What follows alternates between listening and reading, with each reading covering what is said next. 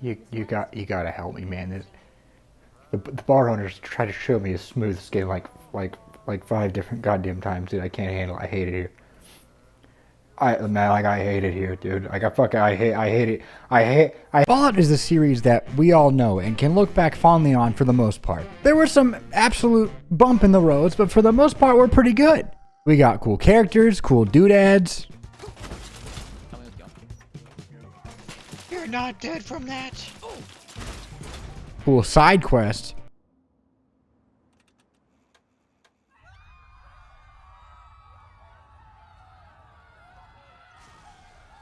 Cool dads, cool sons, but most importantly, in the best instances, we have a game where the player can build a character how they want to build it and play it how they want to play it and live their own story. And in the worst instances, you got shit like this going on. Run around and your dad's just in there.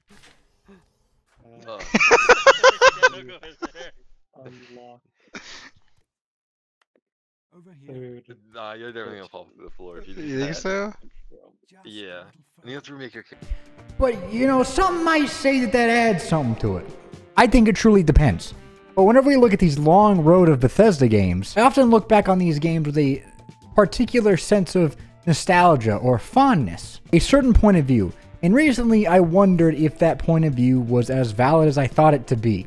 The strong wonder that 15 or 14-year-old Camry had whenever he first played these games, is it still there whenever I play it now? I wanted to test it, but specifically for Fallout 3, because Fallout 3 is one of the ones that I have a very fond memory of, but very actual little memory of because I didn't play it as much as I played New Vegas. Truthfully, I enjoyed pretending to be a cowboy in the Mojave a little bit more. I need you to get the platinum chip. I need you to get the platinum chip for me. So I decided to revisit Washington as it was left in 2008 and remind myself what it's like to be a lone wanderer in the game and not only in real life. All right, let's get into it. So immediately the game wouldn't open, and I'm not making that shit up. Why does my Fallout 3 keep crashing? That's a normal Fallout 3 diff. That's just they didn't port it to Windows 10, and thus it does not work on Windows 11. It might be fixable if you go into your files and I had to fix it, and you know, Bethesda Games got a real good way of really cranking my gears. Dude. What? They've always been held together by duct tape and fan forums, which is how I fix the game. Not the duct tape, the fan forum. In Fallout 3, you witness one of the best opening cinematics in any game where, quite frankly, to be quite frank with you, war never changes. After this, you open into the game by literally being birthed into the world. Now, not only this, but one of the first voices you hear is your dad's, who I immediately clocked, which I don't know how I didn't do this whenever I first played the game, is Liam Neeson. I don't want to be no icky fucking girl. Boy, we've got a son, Catherine.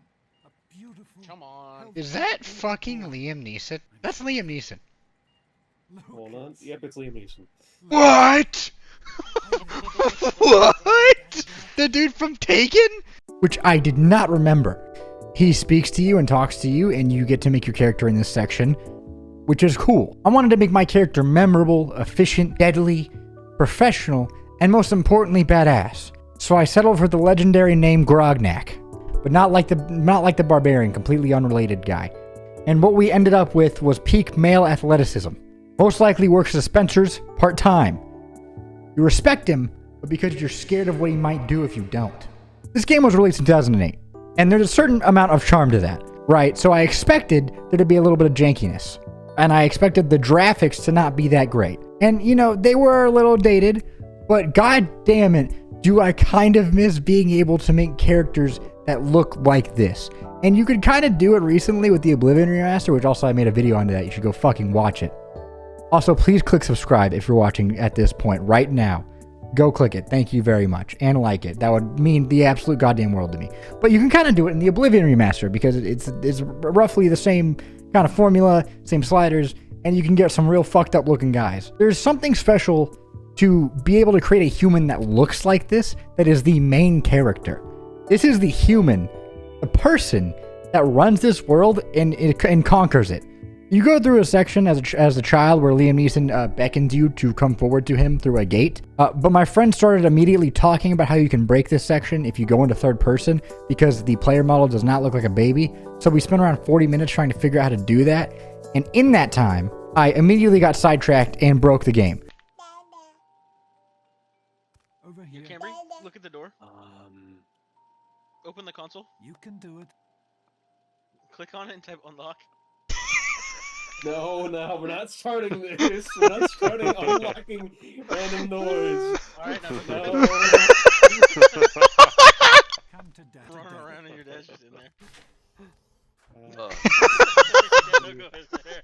Unlock. Over here. Dude. Nah, you're definitely gonna fall to the floor if you do You think that. so? Just a Yeah. little And you have to further. remake your character. Holy shit.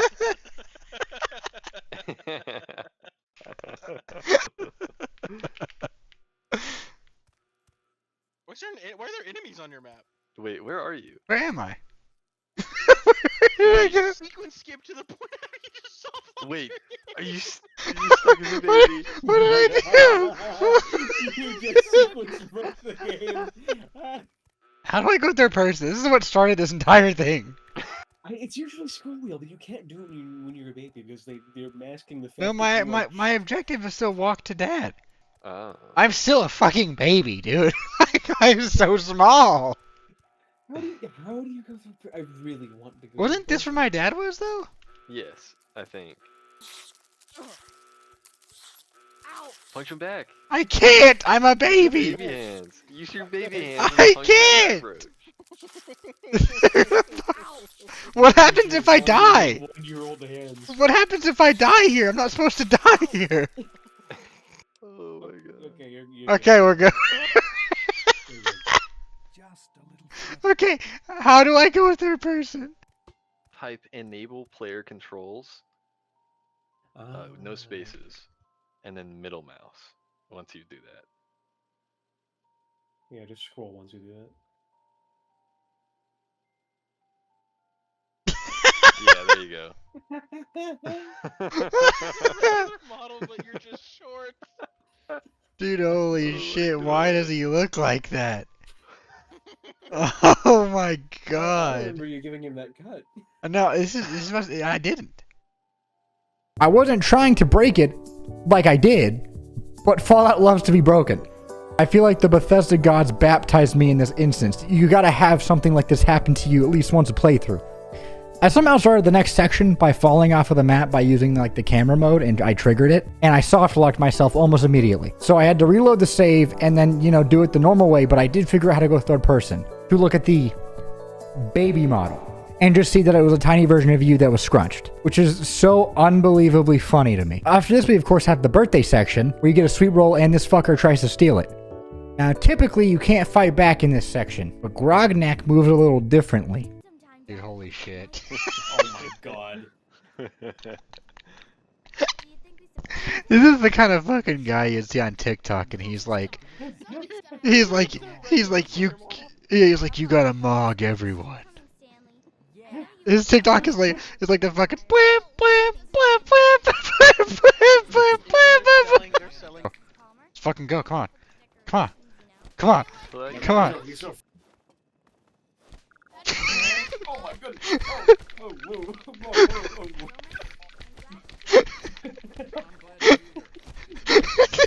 Get fucking boxed up, bro. Oh my god.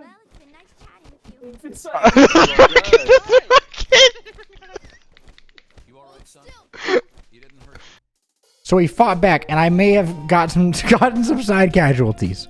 And upon doing this, he followed me all the way to the BB shooting section and got in the photo with my father. How do you like that, huh? Hey, that was Jonas on the intercom. He and I have been cooking up a little surprise present. What? Jonas is waiting for you downstairs on the reactor level. Go ahead. I don't think anyone will mind if you slip out for a few minutes.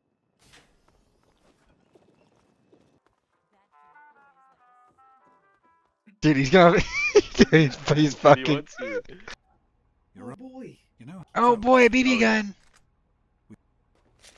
I'm shooting. Work. There's one Let's get a picture. Hey, Jonas, get a picture of me with a big. Yeah, get a picture. Get a picture of us, Jonas. And then made the winner. Next is the GOAT exam, which stands for Generalized Occupational Aptitude Test. This test is meant to help people decide on like what job fits them the most in the vault, and Grognak took his and happened to get the vault's tattoo artist. Let me tell you, there's going to be some banger tattoos in the vault. Everyone who's getting the tunnel snake tattoo is going to be misspelled. So then you leave the room, and guess what? Another flashback happens, but this one's a little more jarring than the first couple. Everything in the vault is falling apart. Everyone's mad at you besides this one girl. She's a G, and your dad has left. So now you must find Liam Neeson. It's like the opposite of Taken. And as this average everyday person, you basically instill a lifetime of trauma onto you by killing at least 10 different people you have known for your entire life with a gun. I mean, your character has known these people for all of his entire life. And then you go into the overseer office, you go through his little tunnel, and you leave the vault. And this is one of the most memorable parts of any Fallout game, is seeing the vast landscape in front of you. And now you gotta go find your dad. It's like the opposite of Taken. Leaving the vault is an incredibly important part of a Fallout game. The bright light followed by the absolute shock when you do see the environment around you and you see what used to be civilization. Looks like the community of 2B2T started a real life test, and this is what ended up happening. It comes with the racism and violence built in. For this run, I wanted to keep things pretty simple. So for the sake of experiencing it like most people did back in the day. Fuck, I can't talk! For the sake of experiencing it like most people did back in the day. So I immediately ran to Megaton, a town that has a fat-ass nuke in the middle of it. And upon entering it, you immediately get talked to by the sheriff, who questions who you are, because you gotta know who you're talking to in the Wasteland. The town looks like if a Rust server became sentient, and you get told about the nuke, the cult around the nuke, and the different sites on nuke. You go to the bartender here, and this is where the long line of quests start for you to go find your dad.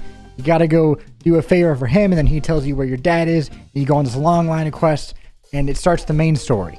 Jokes aside, from now on, the game is entirely open to you. You can do whatever you want, and there's a lot to go over. First of all, the leveling system. When you start the game, you decide what your character is proficient in. Unique stats make your character different in certain ways. And I wanted to go over the special stats. You could do strength, which is carry weight and also melee damage.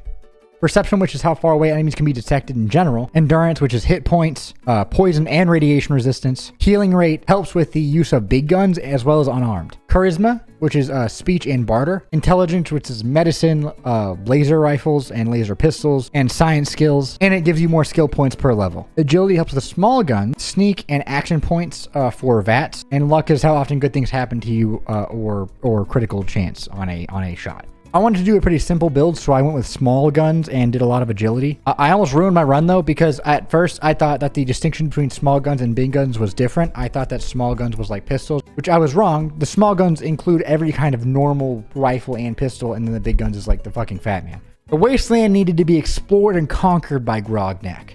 There is remarkable marksmanship and God-given genetics. The world in Fallout 3 was a lot more alive than I remember it being. For some reason, in my recollection of this game, it was very few and far between for hostiles and NPCs that you interacted with, and it was a lot more desolate. You were just like walking through a green tinted wasteland in my head. However, upon replaying the game, a lot of unique interactions happen all the time. Like super mutants fighting wastelanders, or random robots fighting like mole rats or rad scorpions in the wasteland, and it makes it feel like it's more alive than just you. There's actual other beings here that also are trying to fend for survival. In cities, however, you are never bored. The landscape around you is so confined and makes you feel strangled in a way. It leads to this opposite feeling that I had in New Vegas, where I love New Vegas because it was a desolate desert and everything was super flat and far apart from each other, but there was still stuff to do in between. Fallout 3, for me, felt like people were watching me from every window in the town. You know, waiting to stab me in the back. Because I know that I'm going to turn a corner and there's going to be a goddamn green refrigerator waiting to people's elbow me in my skull. I want to turn my brain into dust. The gameplay in fights is always fun. I forgot just how visceral the VATs can be with the different kind of gib animations. The slow motion pop off is always like the biggest dopamine rush to my brain. which VETs were one of the main things that kind of caught in this game, and it makes sense. It lets you slow down the fight and take the stress out of aiming and rely on the stats that you have given your character, making the progression of your character noticeable in combat and not only through the other skills like speech or bartering or medicine or intelligence. It makes it to where every single aspect of a character has a time to shine, making every skill worth it. And VATS became a staple in the Fallout franchise after this, and it makes so much sense. Now moving on to the story was a story. There were super cool arcs with the Enclave and the Brotherhood of Steel. The morals of the two factions clash. I mean, the Brotherhood of Steel has a giant robot they call Liberty Prime that shouts anti-communist propaganda. Invasion. Initiating Directive 7395. Destroy all communists. Meanwhile, the Enclave is fighting for the remnants of the government and wants to pool all the power to the president. Watching them fight over the Wasteland is one of the coolest parts of the game to me. And the war is terrific. I love seeing the different political views kind of develop in this desolate version of Washington. However, while I didn't really enjoy the parts with the father, with Liam Neeson, Liam, I love you. I loved watching the climax of the two factions come to a point and a climax, and watching that solve in like this really cool ending to the story. I didn't really care a lot about the father that was tied to it.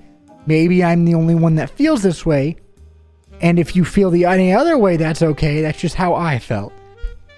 I might be coping, and I've honestly forgot what the ending totally was, and once I reached it, I was kind of disappointed because I am playing the base game of Fallout 3 just to experience it like it was day one whenever it came out, and with the DLC, the ending is a little bit better. I thought that it was intriguing. I see the point, but I wonder if my character's journey to find his father was completely worthless. I might be coping. But I don't think I'm alone in this because the ending was so ridiculed. The original ending was so ridiculed by fans that they added in a DLC to add for like more variables to it to make it a little bit better. Made no sense to me. It made sense, I just didn't agree with it particularly. And it didn't make sense because, okay, spoiler for a 17-year-old game.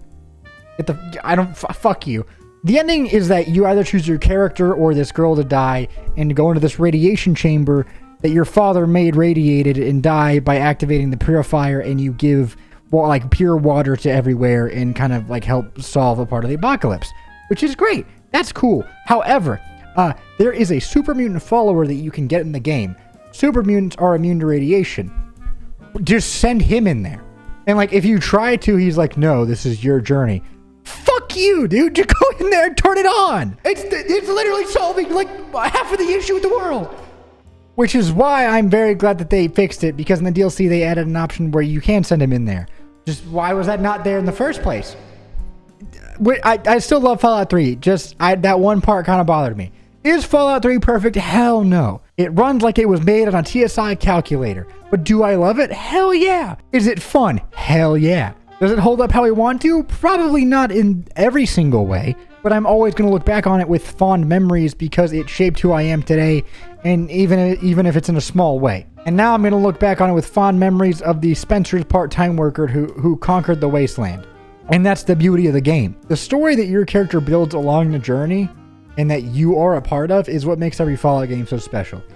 The story is usually great, but it's about the small interactions that your character has that makes you attached to your character and kind of build your own kind of playthrough.